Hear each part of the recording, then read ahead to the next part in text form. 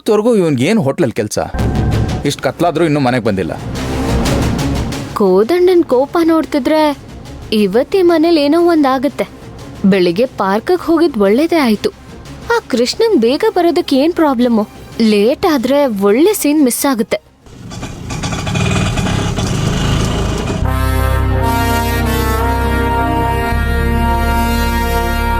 ಅಣ್ಣ 5 ನಿಮಿಷ ಇಲ್ಲೇ ವೇಟ್ ಮಾಡಿ ಬರ್ತೀನಿ. ಸರಿನಮ್ಮ.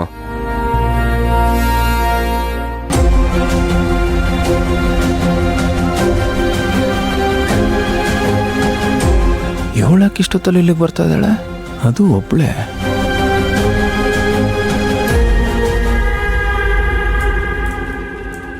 ಇವಳು ಯಾಕೆ ಬಂದ್ಲು ಇಷ್ಟೊತ್ತಲ್ಲಿ? ಆ ಕೃಷ್ಣ ಬರ್ತಾನೆ ಅಂತ ವೇಟ್ ಮಾಡ್ತಿದ್ರೆ ಇವಳು ಬಂದಿದ್ದಾಳಲ್ಲ. ಇವಳು ಏನ್ ಪ್ಲಾನ್ ಮಾಡ್ಕೊಂಡ್ ಬಂದಿದ್ದಾಳೋ.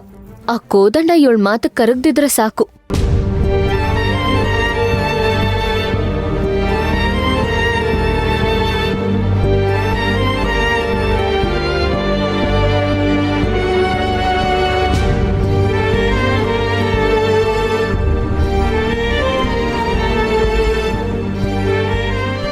ಏನಮ್ಮ ಇಷ್ಟೊತ್ತಲ್ಲಿ ಇಲ್ಲಿಗೆ ಬಂದಿದೀಯಾ?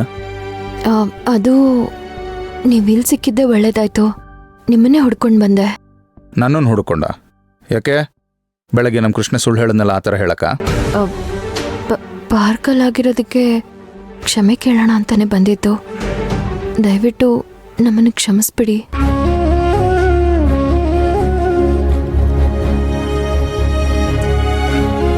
ಇದರಲ್ಲಿ ಕೃಷ್ಣಂದೇನೂ ತಪ್ಪಿಲ್ಲ. ಅದೇನಾಯ್ತಂದ್ರೆ ಹಾಗಲ್ಕಾಯಿಗೆ ಬೇವಿನಕಾಯಿ ಸಾಕ್ಷಿ ಬೇಕಾಗಿಲ್ಲ. ನನಗೆ ನಿನ್ನ ಹತ್ರ ಮಾತಾಡೋ ಮನ್ಸಿಲ್ಲ, ಮತ್ತೆ ಅವಶ್ಯಕತೆನೂ ಇಲ್ಲ. ಏನು ಮಾತಾಡೋದಿದ್ರು ನಾನು ಅವನ ಹತ್ರನೇ ಮಾತಾಡ್ತೀನಿ. ದಯವಿಟ್ಟು ನಾನು ಹೇಳೋದನ್ನ ಒಂದ್ಸಲಾದ್ರೂ ಕೇಳಿ ಬಾವಾ. ಬೆಳಗ್ಗೆ ನಡೆದಿದ್ದಕ್ಕೆಲ್ಲ ನಾನೇ ಕಾರಣ. ಇದರಲ್ಲಿ ಅವನದೇನೂ ತಪ್ಪಿಲ್ಲ. ನಾನೇ ಅವನಿಗೆ ಹಾಗೆಲ್ಲ ಹೇಳಕ್ ಹೇಳಿತು. ನಿನ್ನ ಪುಂಗಿಗೆ ತಲೆ ಆಡಿಸೋದಕ್ಕೆ ಅವನೇನು ಹಲ್ಕಿತ್ತಿರೋ ಹಾವ? ಹೀಗೆ ಸುಳ್ಳು ಹೇಳೋಕ್ಕೂ ಮುಂಚೆ ಎಲ್ಲಿ ಹೋಗಿತ್ತ ಅವನ ಬುದ್ಧಿ? ಅವನ್ಗೆ ನೀವು ಮತ್ತೆ ಹೋಟ್ಲ್ ಅಂದ್ರೇನೆ ಪ್ರಪಂಚ.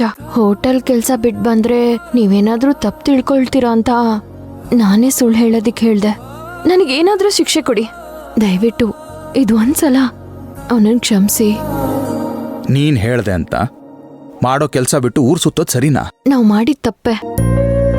ಆದ್ರೆ ಪಾರ್ಕಿಂದ ಆಚೆ ಬಂದ್ಮೇಲೆ ಕೂಡ ನೀವು ಅವನಿಗೆ ಬೈದ್ರಿ ಅಂತ ಅವನ್ ಬೇಜಾರಾಗಿರ್ಲಿಲ್ಲ. ಓ, ಅಷ್ಟು ಯೋಚನೆ ಮಾಡೋನಿಗೆ ನನ್ನ ಹತ್ರ ಸುಳ್ಳು ಹೇಳಿ ಊರ್ ಸುತ್ತಬಾರ್ದು ಅಂತ ಗೊತ್ತಾಗ್ಲಿಲ್ವಾ? ಇದ್ರಲ್ಲಿ ಅವನದೇನು ತಪ್ಪಿಲ್ಲ ಬಾವಾ. ಇನ್ ಸ್ವಲ್ಪ ದಿನದಲ್ಲೇ ನಮ್ಮಿಬ್ರು ಮದ್ವೆ. ಜೀವನ ಪೂರ್ತಿ ಒಬ್ರು ಜೊತೆ ಒಬ್ರು ಬದುಕ್ಬೇಕಾದವ್ರು.